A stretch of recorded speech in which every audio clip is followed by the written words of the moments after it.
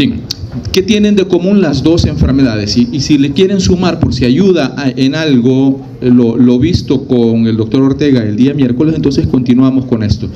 Todas son enfermedades infecciosas de origen viral, todas son con manifestaciones sistémicas, todas en mayor o menor grado son febriles o tienen una fase febril, todas, a pesar de que algunas tengan muy pocas manifestaciones.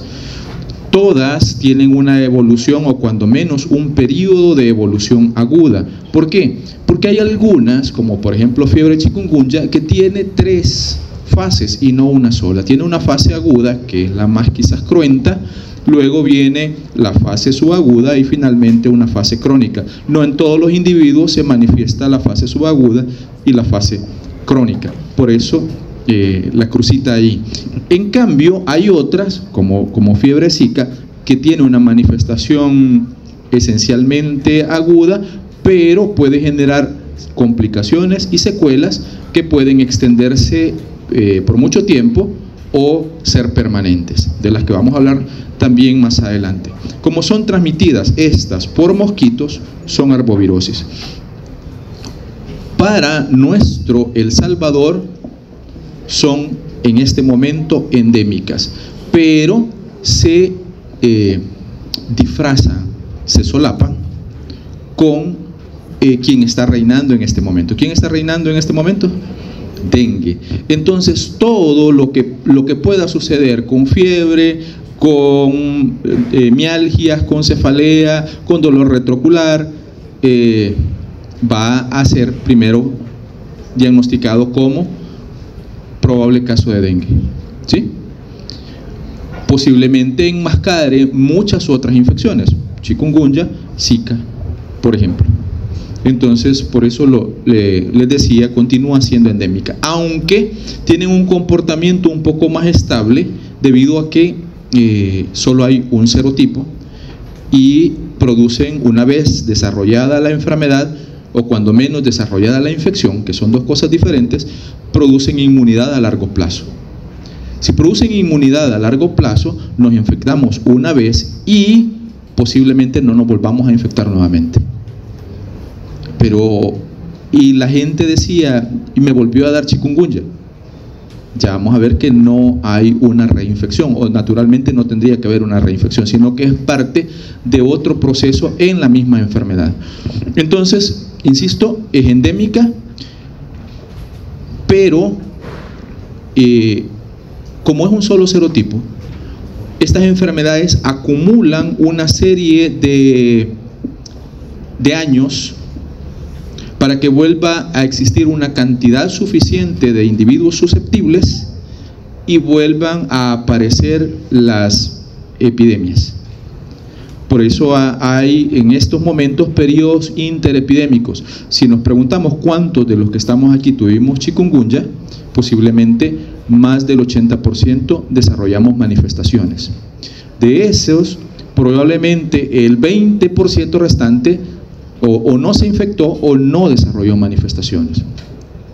Si no se infectó, será uno de los pocos que en unos cuantos años, al surgir una nueva epidemia o un nuevo brote, entonces se van a infectar.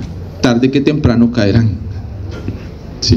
Más los potencialmente susceptibles que estén a ese momento, es decir, la acumulación de susceptibles que se vayan desarrollando, ya lo vamos a hablar también.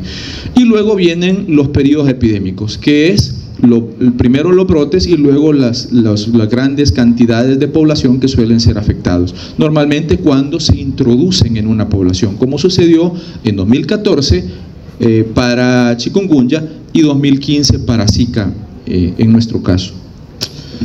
Aquí tenemos los dos. Zika o el virus Zika es parte de la familia Flaviviridae, es un flavivirus, como lo es el virus de la fiebre amarilla y como lo es el virus del dengue. En cambio, virus chikungunya es un miembro de la familia Togaviridae, es un alfavirus, y junto a él están una serie de virus que normalmente no son de nuestro continente, son principalmente africanos. pero sí hay uno en nuestro continente, todavía no lo tenemos en nuestro medio, es el virus mayaro, que está en la zona de una parte de Sudamérica y otra parte de las Antillas Menores. Allí circula y seguramente como nosotros no tenemos el vector para este virus, entonces no se ha desarrollado en nuestro medio. Una vez el vector migre hacia acá, entonces seguro que lo vamos a tener también. Era del género Hemagogus, como dijo el doctor en la otra vez, para el caso de virus de la fiebre amarilla. Todos son virus ARN de cadena simple, de sentido positivo, todos son envueltos, y la transmisión principal, no es la única, pero la principal es vectorial, por la picadura del mosquito. Tiene glucoproteínas de superficie que son las que le ayudan a poderse adherir a las células hospedero, y también presentan, al igual que lo vieron con el virus dengue, muchas proteínas, tanto estructurales como proteínas no estructurales, y en algún momento estas pueden ser sujeto del diagnóstico también. Esto se lo explicaron, ¿verdad? De todos modos igual lo explico. Si alguien tiene dudas me dice. El punto de partida es un individuo, un vertebrado, y por eso está aquí esto, vertebrado, mosquito vertebrado, porque virus dengue, virus de la fiebre amarilla, virus Zika, virus chikungunya, son zoonosis, es decir, se originaron en animales. Luego todos tienen un ciclo selvático, un ciclo urbano. El ciclo urbano ya no intervienen o casi no intervienen los animales, pero en el selvático sí. Los virus se mantienen entre animales y mosquitos. Me refiero entre vertebrados y mosquitos. Vertebrados y mosquitos. Esa es la forma de mantenerse del virus. Entonces, empecemos con un hospedero vertebrado. ¿Quieren que diga nombres o tranquilizamos la vida? Ustedes me lo dicen. Ya. ¿Seré yo, señor? Sí, son ustedes 4. No soporra bien. Sí. Sí. Bueno, ven que a veces hay dosis de aspirinita que sirven para tranquilizar la vida. También la aspirinita sirve. Bueno, ahora continuamos. Decía, hay un hospedero vertebrado. Ese hospedero vertebrado, ¿para qué sirve? Sirve para una replicación masiva del virus. Los hospederos vertebrados servimos para eso, para una replicación masiva del virus. A partir de un hospedero vertebrado que desarrolla viremia, y usualmente la viremia está relacionada con las manifestaciones, es decir, si hay fiebre, hay viremia. Declina la fiebre, declina la viremia. Así es. Mientras hay fiebre, posiblemente hay viremia en los individuos sintomáticos. Entonces, hay viremia. En este momento, las cantidades de virus en sangre son muy altas. Un mosquito pica y succiona esa sangre. Ese mosquito, esto es solo por el ABC de la vida. Vamos, ¿cómo te llamas? Eric. A Eric lo pica un mosquito y Eric tiene chikungunya en este momento. ¿Sí? Lo picó el mosquito y vuela. El mosquito tiene un rango de 100 metros más o menos de vuelo, y entonces va y pica a la doctora. No son 100 metros de aquí para allá. ¿Se va a infectar la doctora con el virus chikungunya? ¿Por qué? Exactamente, falta esto. Falta esto. El mosquito succiona la sangre, y cuando succiona la sangre, este virus tiene que llegar al intestino medio del mosquito, infectar las células del intestino medio, multiplicarse y luego invadir toda la estructura del mosquito, todos los órganos del mosquito, no lo mata, pero sí está infectado. El punto más importante es cuando los virus llegan a las glándulas salivales. Una vez infecta las glándulas salivales, el mosquito en su saliva regurgita el virus y es capaz de ser infectante. Entonces, el tiempo o el periodo de tiempo que tarda entre que el mosquito succionó la sangre y el mosquito se vuelve infectante se conoce como periodo de incubación extrínseco. ¿Se entiende? A partir de este momento, cuando finaliza el periodo de incubación extrínseco, es decir, que el virus ya alcanzó las glándulas salivales del mosquito, ahora puede inyectar a un nuevo hospedero susceptible. Lo inyecta el virus me refiero, y una vez inyecta el virus, pasará una serie de días hasta que aparezcan las manifestaciones en ese individuo. Desde que el virus fue inyectado hasta que aparecieron las manifestaciones. Esto también es periodo de incubación, pero es intrínseco. ¿Por qué? Porque es en un hospedero vertebrado. En un hospedero invertebrado, extrínseco. En un hospedero vertebrado, intrínseco. ¿Se entiende? ¿Por qué es importante esto? Porque a ustedes les da la pauta de eso, de en qué momento un mosquito es infeccioso y en qué momento una persona es infecciosa también. ¿Para quién? ¿Para un mosquito o para otro individuo? Porque puede ser o podría darse potencialmente una transmisión humano a humano. Es muy rara, pero puede darse. Cumplido esto, ahora sí, vamos primero con chikungunya y luego con Zika. Chikungunya, esto es África, o una parte del sudeste africano, Tanzania, Mozambique más o menos. Por aquí enfrente está Madagascar, para que se ubiquen. Entonces, ¿por qué lo digo? Porque en esta zona se habla el lenguaje, o el maconde. Y el maconde, en maconde, chikungunya significa la enfermedad del que camina doblado. Y literalmente, porque si no les pasó, bueno, aquí podríamos decir el que camina como pato, etcétera, etcétera. Depende de lo que les haya dado. Yo sí siento que caminé como pato. No sé si todavía lo hago, pero en aquel momento sí lo hacía. En aquel momento sí lo hacía. Entonces, voy a hacer un paréntesis.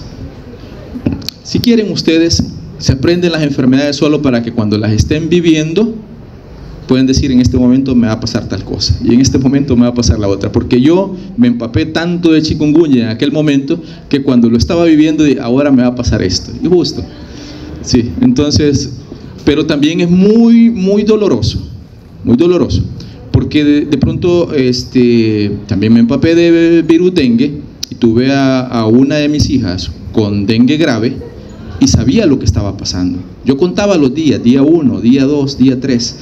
Llegué al día 7 y empecé a respirar, pero antes me costó mucho. Entonces, también es bueno saberlo porque el pronóstico ustedes van orientando, pero también pueden sufrir un poquito más de esto. Así es que es para bien y para mal. Luego, en África, ya no solo en África, sino que en América también ya es endémica. Es una zoonosis, ya lo dije, y tiene 3 fases. La fase aguda, la fase subaguda y la fase crónica. Si tienen alguna duda, por favor, levanten la mano y voy a intentar darle solución. Voy a intentar un poco más rápido porque estoy muy lento en este momento.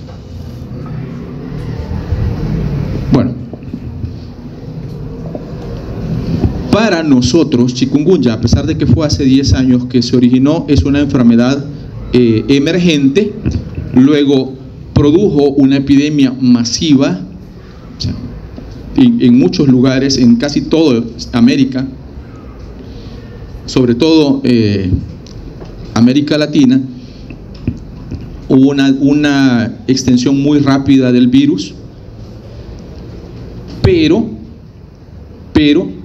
de pronto empezaron a declinar los casos y claro, aparecen casos de chikungunya enmascarados con dengue en este momento. Por lo tanto, para nosotros chikungunya es una enfermedad en este momento, ¿cómo? Endémica, exactamente. Es endémica. El punto es que surgen periodos epidémicos cada 4 a 30 años. ¿De qué depende de esos periodos epidémicos? Es decir, esos aumentos bruscos de los casos. Va a depender de la acumulación de hospederos susceptibles. Entre más años pasen entre una epidemia y la otra, mayor cantidad de hospederos susceptibles se van a generar. ¿Qué sucede con el virus mientras no hay tanto hospedero susceptible y por lo tanto no hay una transmisión fácil entre humano y humano? Sucede que los vertebrados, mamíferos, como roedores, se vuelven hospederos del virus. Los ratones, las ardillas, etcétera, etcétera, se infectan, no sufren una infección tan grave, pero es suficiente como para mantener en la naturaleza al virus y se convierten en reservorios mientras tanto.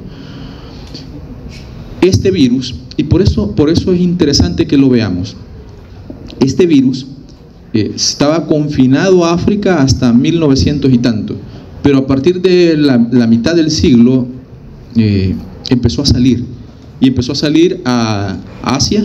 Bueno, primero de la parte africana hacia el occidente de África, pero después hacia Asia, hacia oleadas al Océano Índico, a las islas del Océano Índico, y finalmente dio el salto para América y Europa. Eso ha sido en poco tiempo. Desde 1770 se describían epidemias con enfermedades que manifestaban fiebre, rash y artritis, que son las tres manifestaciones más comunes de la fiebre chikungunya. Esto es de diciembre de 2013 y aquí está San Martín, que fue la primera isla en donde llegó o se dio el primer caso autóctono de transmisión de fiebre chikungunya. Se refiere a transmisión autóctona cuando un individuo adquirió la enfermedad no a partir de un viaje, no que viajó, esos son casos importados, sino que en su lugar adquirió la enfermedad. ¿Por qué? Porque un mosquito estaba infectado y se la transmitió.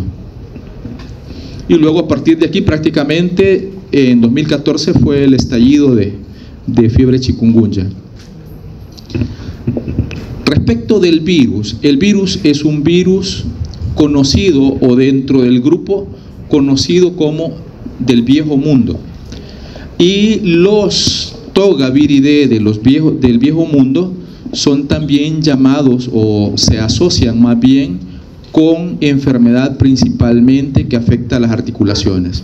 Y por eso se les llama artritogénicos, es decir, que causan artritis o que originan artritis. Los que se encontraban en América son encefalíticos. ¿Por qué? Porque los de América principalmente ocasionaban encefalitis. Ahora, aunque antes era del viejo mundo, ahora chikungunya ya no se considera del viejo mundo. Ya lo tenemos entre nosotros y es un virus artritogénico que nos causa enfermedad. En muchas bibliografías van a encontrar que hay 3 linajes: el del oeste de África, el del este, centro y sur de África y el asiático. Hay nuevas bibliografías, por eso pueden consultar ahí, en donde habla de que hay un cuarto grupo, que es el del Océano Índico.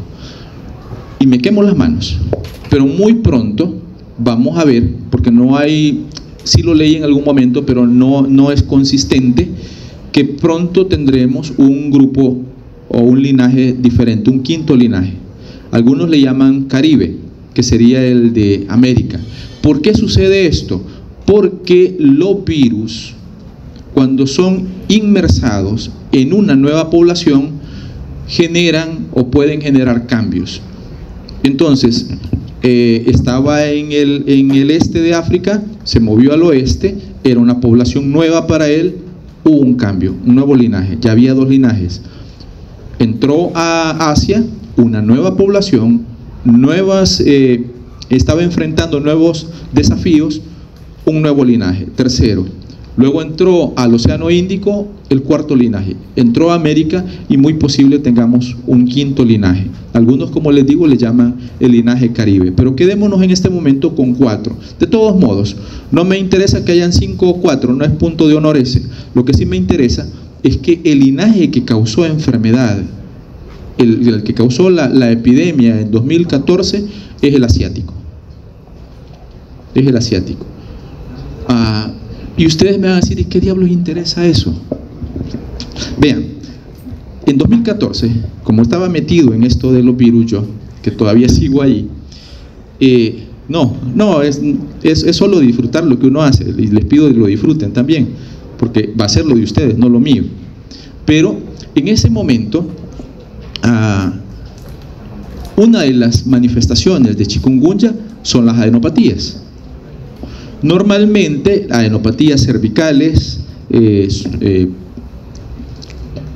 auriculares anteriores, las supraclaviculares, es decir, en esta región, la región de cabeza y cuello. Eso lo ocasionaban el linaje o los linajes africanos, los dos. Característicamente, en el Océano Índico se había visto que chikungunya ocasionaba no adenopatías en cabeza y cuello, sino inguinales. ¿Por qué? No se sabe. Pero era el virus asiático, el linaje asiático, que ocasionaba adenopatías inguinales. Y de pronto empecé a preguntar a la gente y ¿a dónde tiene adenopatías? No he metido en esas cosas. Y yo mismo viéndolo, las mías eran inguinales. Entonces, antes de que se dijera, ya se sabía que era el asiático el que estaba ocasionando eso. ¿Ven? Entonces, solo con las manifestaciones pueden ir orientando hacia dónde está la epidemiología del virus. Solo con las manifestaciones. Respecto de la patogenia, las células dianas son muchísimas, pero las más importantes son las células dendríticas, principalmente las células de Langerhans, los monocitos y macrófagos que les sirven para transportar al virus, las células musculares o los miocitos, y los fibroblastos. Y hasta las células epiteliales o endoteliales podrían ser susceptibles de ser células diana del. ¿Por qué? Porque la cantidad de receptores para el virus no es una, sino que son múltiples. Por ejemplo, los receptores de alta afinidad para la meninina, el heparansulfato, los receptores específicos para células dendríticas, los receptores específicos para leucocitos, las lectinas del tipo C, para poner ejemplos de receptores que pueden ser utilizados por el virus. Como son muchos los receptores que pueden ser utilizados por el virus, en un mismo hospedero puede haber muchas células diana, pero además de eso puede haber muchos hospederos posibles. Quiere decir, no solo el humano, no solo el mosquito, sino muchos animales posibles. Esto asegura la supervivencia, entre comillas, porque el virus no es un ser viviente, del virus en la naturaleza. Esta cantidad grande de receptores que hay. Esto ya lo saben, lo único que agrego es que el periodo extrínseco normalmente dura 10 días. Quiere decir, desde que un mosquito pica hasta que se vuelve infectante, se tarda 10 días en promedio. Y las manifestaciones en el humano, es decir, el periodo intrínseco, va dependiendo de la cantidad de mosquitos que le piquen, ¿verdad? Y de la cantidad de virus que le inyecte, entre 3 y 7 días. En algunas casas se infectaba un individuo, a los 7 días aparecía otro, a los 7 días otro, a los 7 días otro. Eso era congruente con el periodo de incubación de chikungunya. ¿Qué es lo que sucede? Sucede, o la infección se genera en 3 grandes momentos: el estadio intradérmico, el estadio sanguíneo, que es congruente, como les decía, con la viremia, y la afectación de los órganos. El virus penetra, infecta a las células dendríticas, en ellas se replica por primera vez, y luego invade la microvasculatura y la linfa. Se disemina, produce la viremia, que se acompaña de las manifestaciones que vamos a hablar más adelante, y luego invade huesos, músculos, articulaciones, y otros órganos potencialmente, como cerebro, como hígado y riñón. Salud. En el peor o en los peores de los casos, porque es mentira lo que se dice, chikungunya no mata, no es cierto, sí, mató y mucha gente. Lo que pasa es que hubo un subregistro de muertes. Muchos ancianos que estaban postrados fallecieron a raíz de chikungunya y nadie dijo que falleció por eso. ¿Por qué? Porque parecía una muerte por la edad. No. Los ancianos, los adultos mayores, no generan un proceso febril como lo generamos el resto de individuos. Es menos frecuente, es menos manifiesta la fiebre y por lo tanto más bien podría pasar desapercibida la infección por el virus chikungunya. ¿Qué es lo que sucede con las manifestaciones? Número uno, si el virus va a estas células, entonces estas células son rodeadas o son afectadas porque hay infiltrados inflamatorios donde más se acumula el virus. Hay infiltrados por monocitos y macrófagos, por células NK y por polimorfonucleares. ¿Quiénes son los dos principales órganos afectados? Los músculos y las articulaciones. Por eso los dolores intensos, por eso la tendinitis y por eso la artritis y artralgia respectivas. Los que se encargan de la defensa, los linfocitos TCD8 sobre todo, se activan y van a causar destrucción de tejidos. Entonces, a mayor reacción de los linfocitos TCD8, entonces mayores daños vamos a tener en algunos órganos. Importante esto, los niños, los menores de 5 años, podían sufrir chikungunya, pero sufrían principalmente la fase aguda. La fase subaguda y crónica no era tan común en los niños menores de 5 años y tiene que ver con esta respuesta inmune relacionada con los linfocitos TCD8 que es más potente, es más activa y más agresiva en mayores de 5 años. Luego, como el dengue, como fiebre amarilla, como otras enfermedades como COVID-19 por ejemplo, el punto esencial de todas las manifestaciones es el patrón de citocinas que se genera. Si hay interleuquina 1, interleuquina 6, factor de necrosis tumoral e interferón alfa, todas son pirógenos, todas inducen fiebre, todas inducen procesos inflamatorios agudos. Por lo tanto, la combinación de ellas genera o potencia o se potencian una con la otra y generan lo que se conoce como tormenta de citocinas.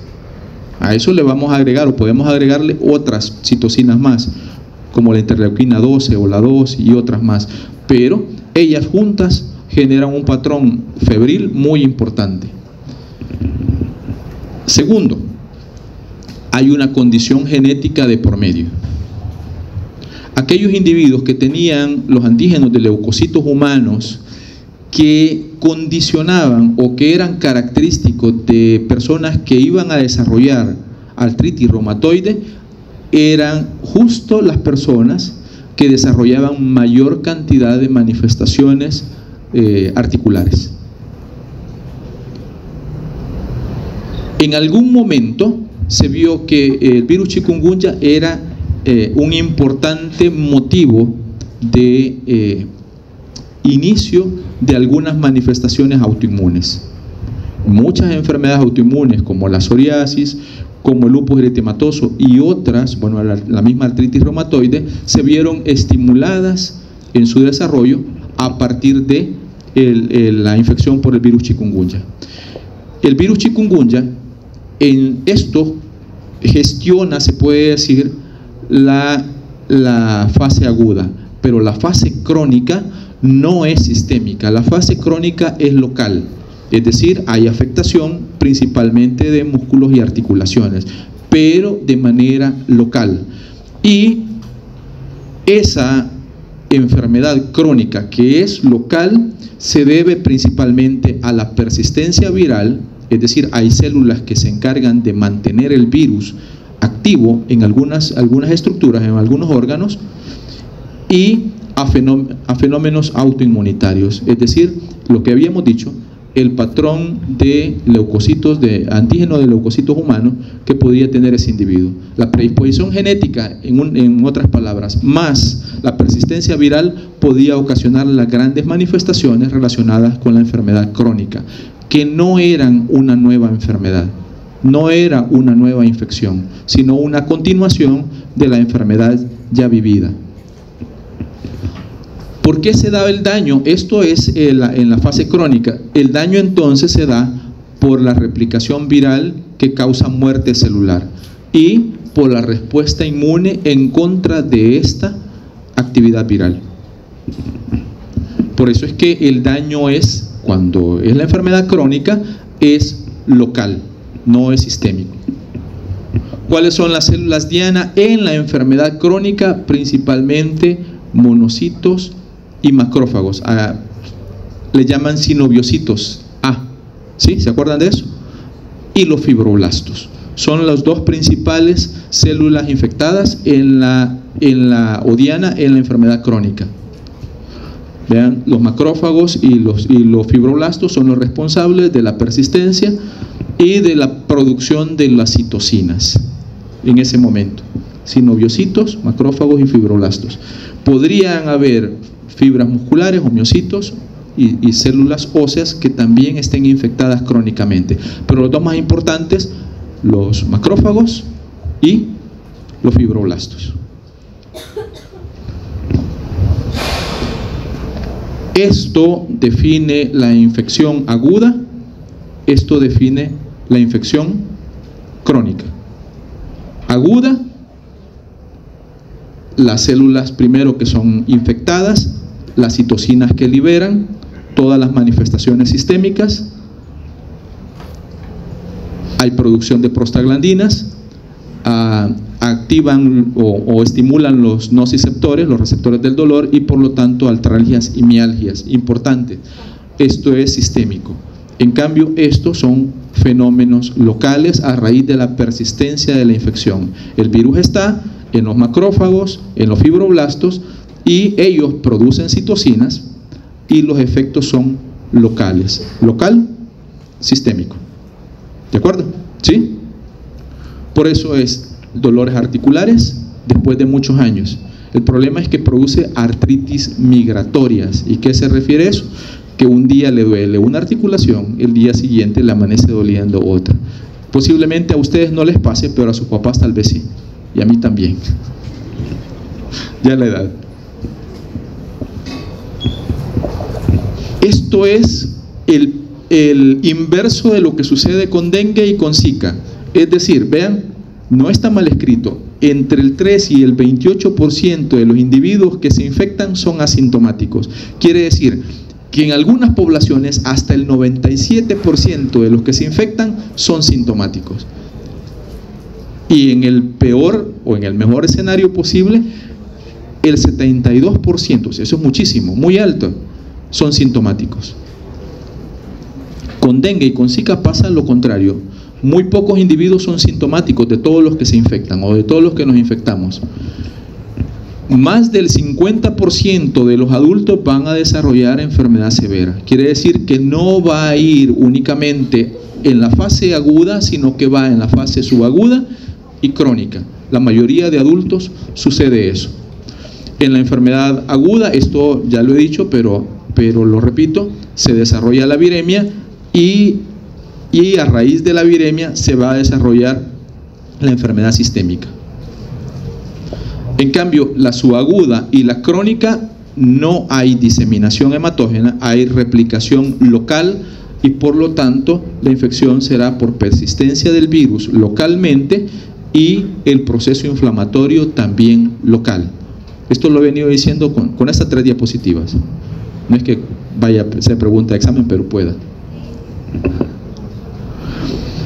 Las manifestaciones, estas son muchas y depende del individuo, pueden ser más.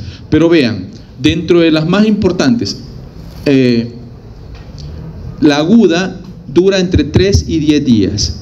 Hasta 10 días es el límite para la infección, para la fase aguda de chikungunya.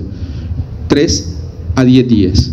manifestaciones: fiebre, artralgias,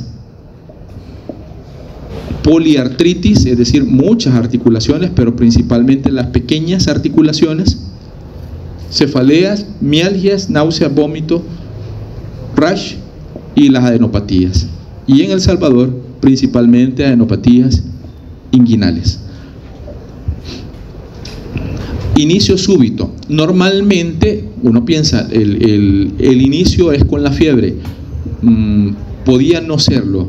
En algunos individuos podía iniciar el rash primero, y luego la fiebre, y luego las artralgias. Pero en otros individuos, que era la mayoría aquí en El Salvador, iniciaba con un dolor articular. Posteriormente la fiebre y el rash, en diferente orden. Pero casi siempre primero aparecen dolores articulares. También es importante que los dolores articulares podrían pasar desapercibidos, porque normalmente lo que iniciaba doliendo era una articulación lesionada. Entonces, si alguien había tenido un problema, tuvo una luxación de tobillo, entonces posiblemente iniciaba con dolor muy intenso en la articulación del tobillo. ¿Con qué se asociaba? Bueno, con mala postura, con un mal movimiento, etcétera, etcétera, pero menos con la enfermedad. Eso sí, como es de inicio súbito, en pocas horas ya había una fiebre, y fiebre alta. Y luego aparecía el rash. Por lo tanto, era muy fácil identificar que se trataba de chikungunya, aunque en el inicio era un dolor articular lo que estaba desarrollándose. En algunos individuos, y esto es en situación más complicada, se dan náuseas y vómitos, lo que sucede en la mayoría de estas infecciones. En personas que son atípicas pueden desarrollarse manifestaciones gastrointestinales. Lo mismo sucede con dengue. No es común, pero puede darse.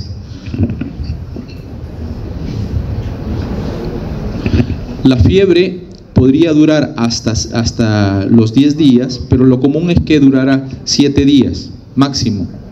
Esta fiebre es fiebre alta, cercano a los 40, y podría ser continua o podría ser intermitente, es decir, periodos febriles y afebriles. Había artritis y artralgia, eso ya lo dije, de pequeñas articulaciones, incapacitante, bueno, y todo lo demás. También otra situación: a raíz de la artritis había afectaciones de los tendones, o hay afectaciones de los tendones, y por eso es que ocasiona la sensación de debilidad en los miembros. Es decir, parece de que pierde fuerza, en otras palabras, en los miembros. ¿Y es por qué? Porque había afectación de los tendones. ¿Se entiende eso? Sí, para que vayan atando por qué suceden algunas cosas. Esto es, ya lo dije también, el rash puede ser antes, durante o después de la aparición de la fiebre. También el rash podía ser principalmente maculopapular, pero en algunos individuos, sobre todo de tez oscura, ¿sí?, se presentaban algunas manifestaciones bastante extrañas. Este no fui yo. ¿Cuál es mi fotografía? Vamos a ver. Esta es la mía. ¿Sí? ¿Ven el rash? Sí, ¿verdad? Vean mi dedo.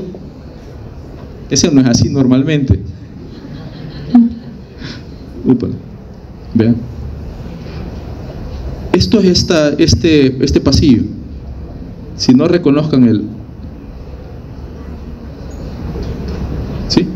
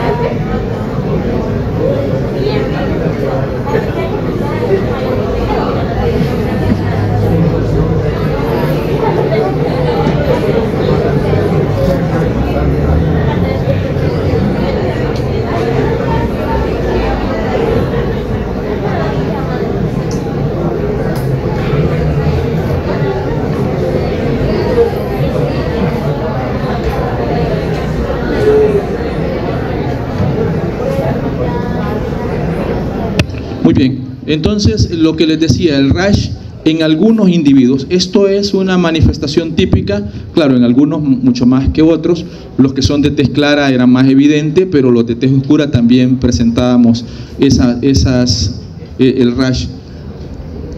Pero en los individuos de tez oscura podía suceder que había un brote, sobre todo en el tronco, en la espalda principalmente, que era más grueso, más grande y coalescente. Y en el peor de los casos, tanto en rostro como en otras partes, podía haber hiperpigmentación. Eso podía darse, son manifestaciones que podían suceder de chikungunya. Además, no hay conjuntivitis, hay inyección conjuntival, es decir, las conjuntivas se ponen rojas, pero por la elevación de la fiebre o la elevación de la temperatura. No hay conjuntivitis, hay inyección conjuntival. Lo mismo puede suceder en cualquier enfermedad febril en donde haya fiebre alta. Inyección conjuntival. ¿Qué es esto? No es conjuntivitis, que quede claro. Por eso ahí dice conjuntivas, no dice conjuntivitis. Cualquier parecido con la realidad es pura coincidencia. Aquí hay afectación de las articulaciones de la columna, las rodillas y los pies. Por eso no puede caminar adecuadamente y hasta para sentarse causa dolor. A esto me refiero, ¿sí? En personas de tez oscura, principalmente. Las muertes no son tan raras, documentadas sí son raras, pero no son tan raras. En quienes podrían aparecer manifestaciones atípicas, en niños, por ejemplo, menores de 5 años, podía haber meningoencefalitis. En lactantes podía, sobre todo en recién nacidos principalmente, podía haber dermatosis vesiculosa, que se parece y mucho a el síndrome de piel escaldada. ¿Qué es esto?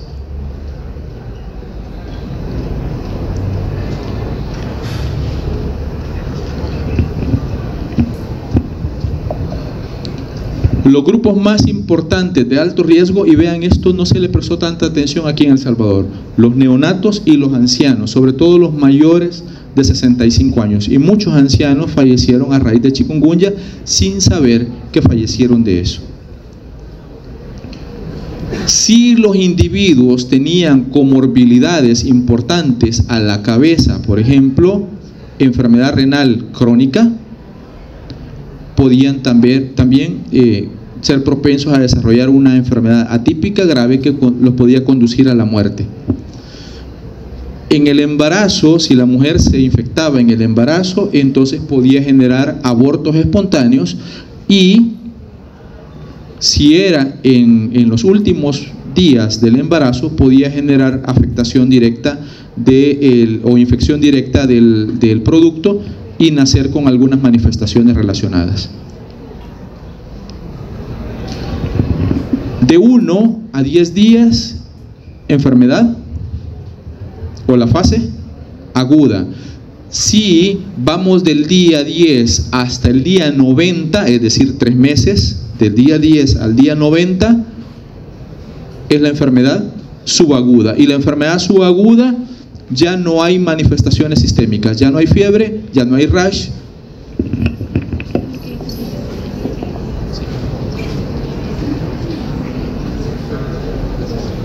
Viene muy bien. Oxígeno. Gracias. Bueno, entonces ya no hay rash, ya no hay fiebre, pero sí hay artralgias, que son dolores articulares, y artritis, que es inflamación articular. Puede ser una o múltiples, por eso dice aquí poliartritis y poliartralgias. Si había un hueso lesionado, entonces también había afectación o dolor en ese hueso lesionado. Una persona tuvo una fractura, justo ahí va a sentir algunas sensaciones. En algunos casos se daban formaciones o neoformaciones óseas. Es decir, en algunos casos se veía que estaba dándose origen a una formación extra de hueso en algunas articulaciones. ¿Sí? Y en otros casos, destrucción ósea, es decir, osteólisis. Lo común era que durara entre 2 o 3 meses, que podía pasar. La mayoría de individuos sufre la enfermedad aguda, la mayoría de individuos adultos sufre la enfermedad aguda y subaguda, y muy pocos llegan a la enfermedad crónica, se decía. En algunos individuos había postración, dificultad para caminar, porque estaban afectadas múltiples articulaciones. Eso genera depresión. No sé si le sucedió, sobre todo con sus papás o sus abuelos. No podían moverse, tenían que llevarlos y trasladarlos. Por lo tanto, generaba depresión. Después de una enfermedad en donde hay fiebre intensa, queda una fatiga general, que puede durar días, semanas o hasta meses. Depende de qué tan intenso fue el proceso febril. Si fue COVID, por ejemplo, que es nuestro dato más reciente, o dengue para muchas personas, entonces hay fatiga general. Es decir, por mucho tiempo hay una sensación de fatiga y debilidad. Esas son algunas articulaciones afectadas, lo que decíamos. Y luego viene la enfermedad crónica. Después del día 91 a 2, 3 años, y algunos casos, muy poco documentados, pero pueden ser 10 o más años. Lo que está aquí era de la isla, la mayoría de las islas del Océano Índico, y se decía que más o menos entre el 12 y 18% va a continuar con afectaciones después del año y medio y hasta 2 o 3 años después de iniciada la enfermedad. Que casi el 50% de los individuos va a tener manifestaciones de poliartritis y artralgias todavía 10 meses de iniciada la enfermedad. Que entre el 80 y el 93% de los infectados a los 3 meses todavía iban a tener manifestaciones de la enfermedad. Esto usualmente era en adultos. Y que la enfermedad crónica, igual que la subaguda, se relaciona con artralgia inflamatoria, pero que también, lo que les decía, puede haber artropatía destructiva y destrucción de algunas articulaciones, sobre todo de articulaciones pequeñas, y luego fatiga también y depresión. ¿Hay dudas hasta el momento? ¿Puedo continuar? Queriendo ver la hora y no. Muy bien. Entonces, los reservorios, ya esto lo dije, los humanos en los periodos epidémicos, pero en interepidémicos pueden ser primates, para nosotros no hay muchos, pero sí roedores y aves. Quiere decir, mantienen el ciclo vertebrado-invertebrado de estos arbovirus. Los individuos con la infección aguda son los que diseminan la enfermedad. ¿Por qué digo esto? Porque dicen el mosquito es el que disemina la enfermedad. No, el mosquito la transmite, pero el mosquito solo se puede mover 100 metros desde su origen. El humano se puede mover miles de kilómetros en un día. Entonces, quien disemina la enfermedad no son los mosquitos, son los humanos. Los mosquitos la transmiten de un humano al otro, pero ya acá. Esto ya lo dije, hace un ratito lo dije, por lo tanto no lo voy a continuar. Eso sí, una vez adquirimos la enfermedad, desarrollamos inmunidad prolongada. ¿Por qué? Porque existe un solo serotipo de virus chikungunya. Entonces, nos enfermamos una vez, cuando menos por chikungunya, no nos vamos a volver a enfermar. Esto es lo que viene sucediendo con Zika, con dengue y con chikungunya. Vean, me atrevería a decir que los casos de chikungunya y de Zika los está enmascarando dengue. Pueda que haya un subregistro de de chikungunya y Zika a raíz de que a quien se le presta más atención definitivamente y que se hace diagnóstico es dengue. Las pruebas de laboratorio. Número 1. Ahora lo van a ver nosotros lo vieron el día miércoles, el leucograma. Contrario a lo que se crea, mientras está la infección no hay leucocitosis, sino al contrario, hay leucopenia. Una virosis y algunas pocas infecciones bacterianas van a ocasionar leucopenia en la fase aguda. Posteriormente, después de la fase aguda, viene una leucocitosis con linfocitosis, es decir, aumento del número de leucocitos porque hay predominio de linfocitos, pero durante la fase aguda hay leucopenia y podría haber una relativa leucocitosis, es decir, parece que están elevados, pero realmente hay una leucopenia. El diagnóstico definitivo se hace de dos maneras. Uno, principalmente por la identificación del agente, que puede ser por aislamiento viral o por identificación del genoma viral. Sí. El otro caso es por la serología, pero la serología no es definitivamente concluyente por la cocirculación de otro virus. ¿A qué me refiero con esto?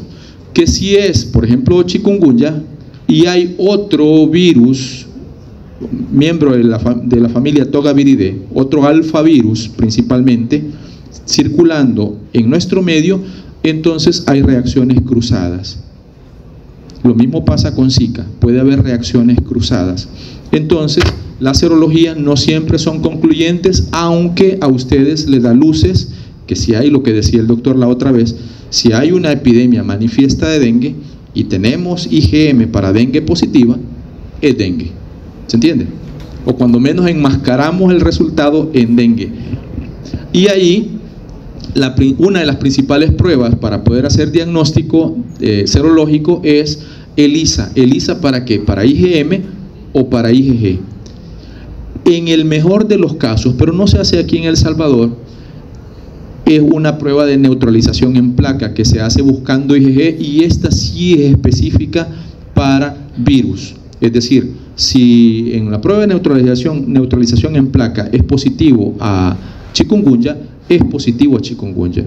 Si es positivo a dengue, en efecto es positivo a dengue, pero tiene que ser esta prueba serológica. Es decir, si hay una prueba serológica que no da lugar a falsos positivos, sería la prueba de neutralización en placa, que es esta. Algo que no se hace en El Salvador.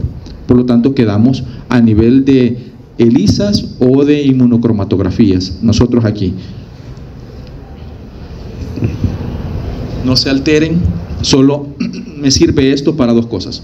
Uno, si es entre el día 1 de fiebre, los días en las enfermedades estas, arbovirosis, se cuentan por días de fiebre. Del día 1 al día 5 se busca los antígenos virales o el genoma viral.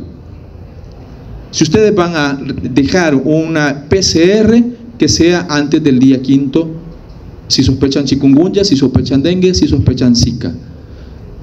Si pasó del día 5, es decir, del día 6 en adelante, ya es muy difícil poder recuperar al virus o su genoma, y por lo tanto aplica la serología. Si es sospechoso, vean, muestra tomada hasta el 5º día, es decir, del día 1 al día 5, PCR. Aquí dengue, chikungunya, Zika. Si es positivo para chikungunya, entonces hay diagnóstico de chikungunya. Por el otro lado, si es después del día 6, ELISA IgM para dengue, para chikungunya y para Zika, y el que resulte positivo de ellos. Si es positivo para chikungunya, entonces será chikungunya. La otra opción es desde el día 14 hasta varios años IgG, y también puede hacerse, pero eso es antes del día 5, el cultivo para poder aislar el virus o el aislamiento viral. Día 5 hacia abajo, virus, genoma. Día 6 hacia arriba, anticuerpos. Primero IgM, después del día 14, IgG. ¿Se entendió? Eso es el resumen de lo que está ahí. física es más corto. Tengo tiempo. Muy bien.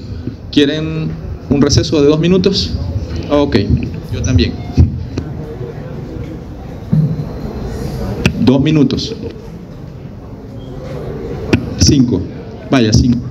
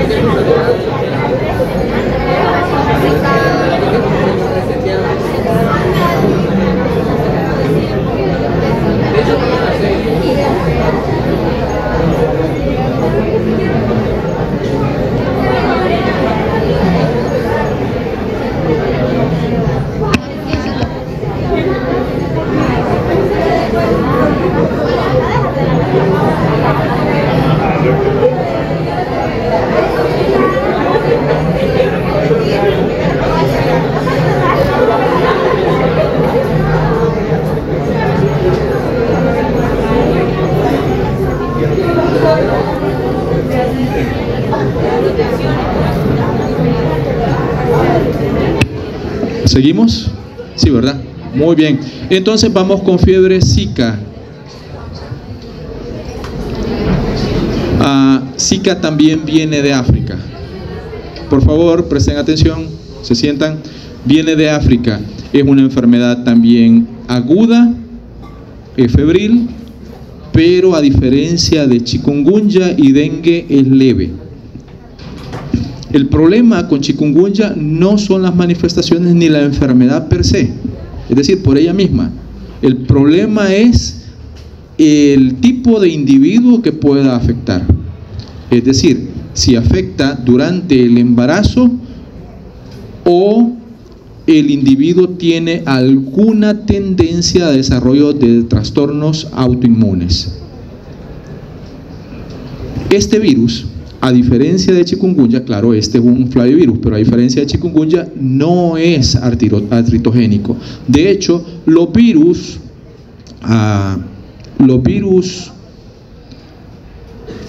flavivirus no se clasifican en artritogénicos o encefalíticos, sino que se clasifican en viscerotrópicos y neurotrópicos. Y Zika, como en algún momento lo dijo el doctor la clase pasada, Zika tiene afinidad por las vísceras y por el sistema nervioso central. por ambos. Si vemos dengue, vísceras principalmente. Si vemos fiebre amarilla, principalmente vísceras. Pero cuando hablamos de Zika, virus Zika, tiene capacidad de afectar también sistema nervioso central. Es decir, tiene una parte viscerotrópica, pero también otra tiene importante, que es neurotrópica. Su origen en bosques de Zika, y de ahí el nombre de Zika virus, en Uganda. Buscando virus dengue se encontró, buscando virus fiebre amarilla se encontró virus Zika. Para nosotros ahora es ya no emergente, sino que un virus que es endémico, ya es endémico. En el 2007 generó una gran ola o gran oleada hacia el Pacífico y en 2015 entró en América. Si chikungunya entró por las Antillas, Zika entró por Sudamérica, hacia arriba. ¿Por qué es importante? ¿Por qué ha sido importante Zika? Porque no por las manifestaciones que ocasiona, sino por dos cosas: las complicaciones y las secuelas que genera. Las complicaciones en adultos, que puede ocasionarles el síndrome de Guillain-Barré, y las secuelas sobre todo en hijos nacidos de mujeres que se infectaron durante el embarazo. ¿Por qué? Porque puede generar microcefalia. A pesar de que es un arbovirus, tiene una gama mucho más amplia para poder transmitirse. La principal forma de transmisión es la transmisión vectorial, a través de la picadura del mosquito, pero también se puede transmitir por relaciones sexuales, porque se ha comprobado que aún después de pasadas o finalizadas las manifestaciones, puede permanecer en semen el virus. También a través de transfusiones, y por lo tanto tiene una gama un poquito más amplia de distribución y transmisión. Lo que decíamos es viscerotrópico. Hay dos linajes conocidos: el africano, que es el original, y el asiático, que fue el que se desarrolló con la introducción a Asia. El que llegó a nuestro medio fue el asiático, como podrán imaginar.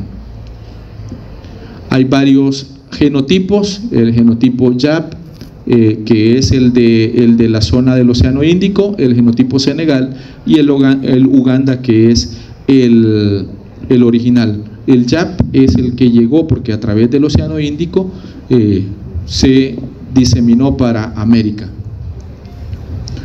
Los receptores, algunos receptores, por ejemplo, la lectina específica para el receptor específico para células dendríticas, los receptores TAM, que pueden ser el TIRO3 y el ALX, y el TIM1. ¿Cómo funciona o cómo se desarrolla más o menos la infección viral?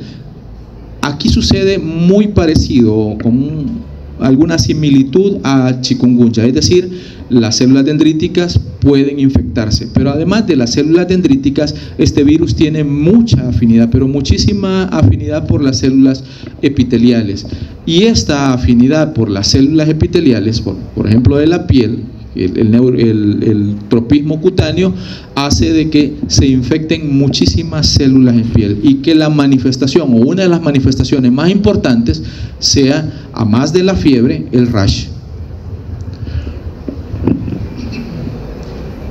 Estimula la destrucción de los queratinocitos y de los fibroblastos, y posteriormente, esto es en piel, estos fenómenos son en piel. Cuando se da la destrucción de los queratinocitos infectados, entonces se produce la viremia, y con la viremia aparecen otras manifestaciones. Por eso es que casi siempre en Zika, la primera manifestación, la más evidente, es el rash.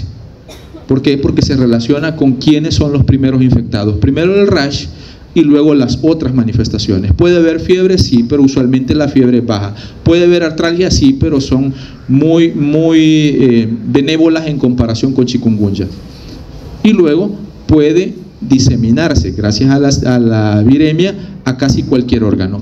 En este casi cualquier órgano, entonces puede venir la placenta y pueden venir algunas articulaciones y nervios periféricos que ocasionaría o que empezaría el proceso en donde el sistema inmune empieza a afectar o atacar a las mismas células y desarrollar el síndrome de Guillain-Barré, que es muy raro, pero puede darse en individuos, en algunos individuos. El periodo de incubación extrínseco, 10 días, muy parecido a chikungunya, y el periodo de incubación intrínseco, entre 2 a 7 días. La mayoría de los casos, aquí sí, es asintomático, pero eso no es tan beneficioso, por 2 razones. Número 1, porque un mosquito, a pesar de que no haya manifestaciones, sí se puede infectar a raíz de la viremia, que puede ser una viremia no tan alta, pero sí se puede infectar. Pero mucho más importante es que un individuo que está infectado asintomático puede, sobre todo masculino, puede transmitir a través de el semen la infección a una mujer. Sí, y si la mujer está embarazada, puede transmitirlo al producto y desarrollar el peor de los escenarios posibles, que sería microcefalia.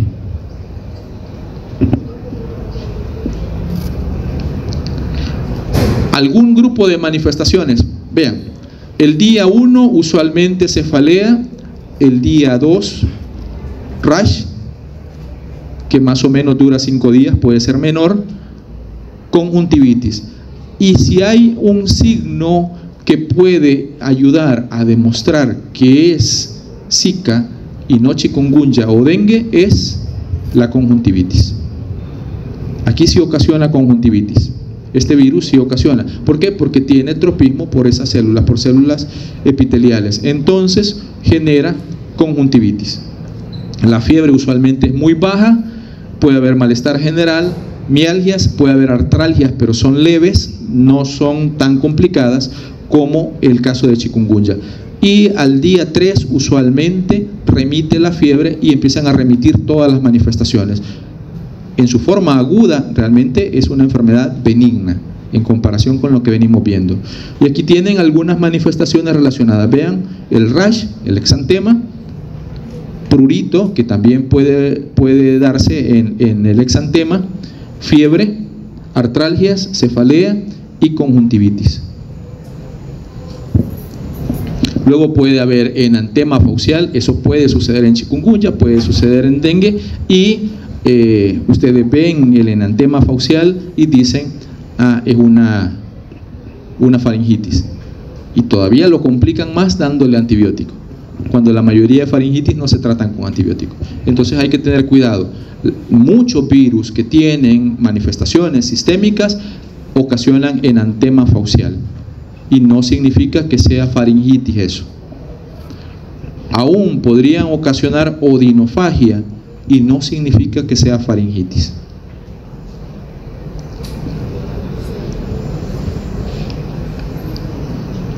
Las complicaciones, lo que les decía, Guillain-Barré en un adulto o en un mayor de 5 años, y la microcefalia en un neonato nacido de una mujer que sufrió la infección in útero. Perdón, que él sufrió la infección in útero. También podrían haber calcificaciones cerebrales, que son mucho menos frecuentes que la microcefalia, muy parecido a toxoplasmosis. ¿Se acuerdan de eso? De las calcificaciones intracerebrales. Luego pueden haber manifestaciones también oftálmicas que podrían conducir a ceguera, pero es mucho menos frecuente, porque la más frecuente era, les decía, la microcefalia.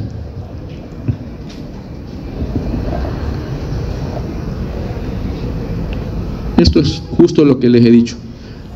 Aunque hay unos elementos que quizás me gustaría resaltar. Si en el periodo, si es una infección muy severa que está sufriendo la mujer y es en los primeros meses del embarazo, puede haber muerte fetal.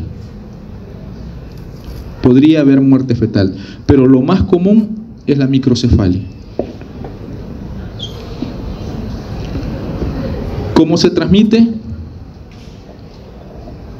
Principalmente vectorial, por picadura del mosquito, por relaciones sexuales, en donde el hombre la transmite a la mujer, transplacentaria, vertical, de la madre al feto, y por productos sanguíneos, por sangre y hemoderivados.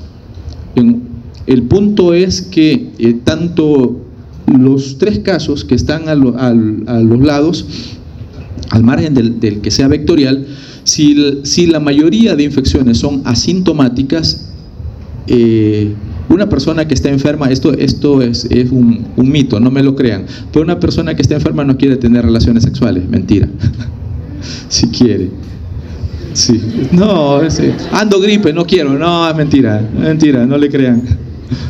Sí, un hombre, por eso, estoy hablando de un hombre que está infectado. No me van a decir por experiencia propia, no, tampoco. Segundo, si la mujer se infectó y está embarazada y es asintomática, no lo va a saber. El punto es que se va a enterar de que sufrió Zika hasta que tenga un producto con microcefalia. ¿Se entiende esto? Eso es lo complicado de esta enfermedad. Una persona que se infectó y es asintomática puede donar sangre y en su sangre ir el virus. Por lo tanto, todos estos tres son importantes a la luz de que la mayoría de infecciones son asintomáticas. ¿Cómo hacer el diagnóstico? Bueno, el diagnóstico se puede hacer por detección del virus. Vean, el día quinto es importantísimo. ¿Y el día quinto de qué? De fiebre o del inicio de las manifestaciones. Todo se relaciona con el inicio de las manifestaciones. Si es para una enfermedad febril, desde el inicio de la fiebre. Si inició con rash, desde el inicio del rash. 5 días. Ahí se cuenta. ¿Desde cuándo tiene rash? ¿Desde cuándo tiene fiebre? Eso es el punto de inicio para una enfermedad febril. Si se tiene 2 días de fiebre, bueno, si es dengue, hay que esperar 3 días más para que no desarrolle dengue grave. Una vez pasados los 5 días, bueno, puede que ya no desarrolle el dengue grave. Lo mismo pasa acá.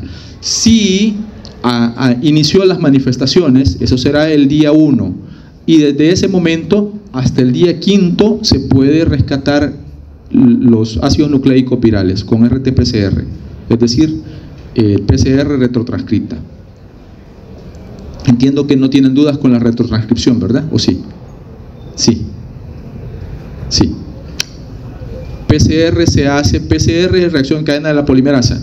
Lo que se busca son ADN, moléculas de ADN. Entonces, los virus que son ARN necesitan retrotranscribirse primero, es decir, trasladarlos o convertirlos de ARN a ADN, eso es retrotranscripción, y luego hacer una PCR normal para él. Por eso se dice RT-PCR, es decir, PCR que necesita retrotranscripción. A eso se refiere esto. Entonces son 5 días. El resto ya es menos posible poder identificar el genoma viral. Entonces, después del día quinto, lo que procede es la búsqueda en suero, es decir, lo que tendríamos que buscar sería IgM para Zika. El punto es que nosotros tenemos cocirculación de dengue y Zika, y ambos son flavivirus. Por lo tanto, si tenemos una ELISA, creo que aquí lo tengo esto, sí, acá está. Voy a obviarlo de arriba y vamos con esto. Después del día sexto, ¿sí? O sea, del día sexto en adelante. Claro, en quien primero piensa es en dengue, ¿verdad? Por lo tanto, le hace dengue, IgM para dengue, y si sale positivo a dengue, entonces es presuntivo para dengue. ¿Por qué presuntivo para dengue? Porque no está aislando el genoma viral, no está aislando el virus, el genoma viral no está aislando el virus. ¿Qué está haciendo? está en un país en donde tiene cocirculación de 2 flavivirus, Zika y dengue, por lo tanto es presuntivo. Por eso no es diagnóstico definitivo, es presuntivo. Si fuese negativo, entonces, si es negativo para dengue y es positivo para Zika, entonces es presuntivo para Zika.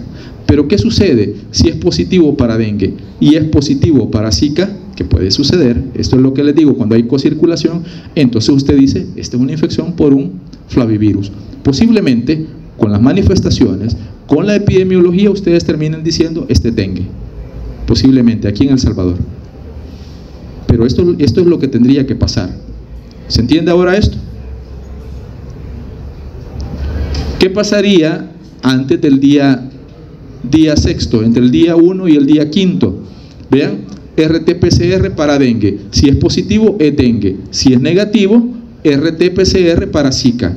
Si es positivo, es Zika. Aquí no es presuntivo, es Zika. Es diagnóstico definitivo de Zika. Si es negativo, RT-PCR para chikungunya. Si es positivo, es chikungunya. Si es negativo, es una virosis. Habría que buscar más. Otro posible agente. Y bueno, esto solo les queda para que comparen dengue, chikungunya y Zika. Fiebre, muchísimo más en dengue y en Zika. En chikungunya puede ser relativamente menor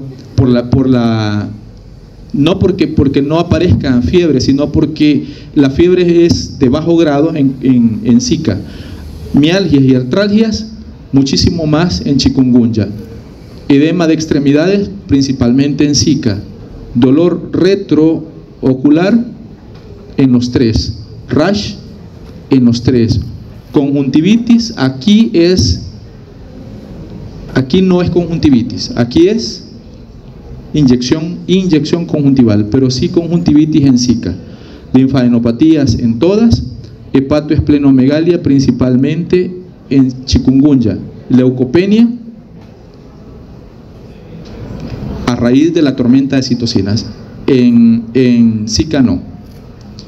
Y hemorragias principalmente en dengue. Prevención y control. ¿Cómo prevenir Zika? ¿Cómo prevenir chikungunya? Usted no le puede decir al salvadoreño no almacenes agua, porque tenemos un servicio irregular de agua. Por lo tanto, sí puede pedir que cubra pilas, depósitos, barriles, etcétera, etcétera, que los cubra, que utilice los larvicidas. El punto es interferir con la cadena de transmisión. ¿Y dónde es más fácil interferir con la cadena de transmisión? Con el vector. Ahora, si hay una persona con Zika o con chikungunya, igual que con dengue, es mejor aislarlos. ¿Y cómo se aísla? Con el mosquitero. ¿Qué hace aislando con un mosquitero a un individuo? Privar al mosquito del acceso a una persona virémica. Mientras tenga fiebre, que no lo toque un mosquito. ¿Por qué? Porque las cantidades de virus en sangre son muy altas de ese individuo. Eso es lo que usted está haciendo con el mosquitero. No es que lo va a picar y entonces se va a complicar más. No, está protegiendo al resto de individuos. Eso se llama control. Hay que fumigar. ¿Por qué fumigar? Si el día siguiente hay miles de mosquitos, de zancudos más. Sí, pero el que picó a ese individuo, que va a desarrollar su periodo extrínseco de incubación, se va a morir. Por lo tanto, ese virus no se va a desarrollar en ese mosquito. Habrán otros mosquitos que se van a infectar el día siguiente, pero los que había ese día, que ya estaban infectados, se van a morir. Entonces sí vale la pena como un proceso de control.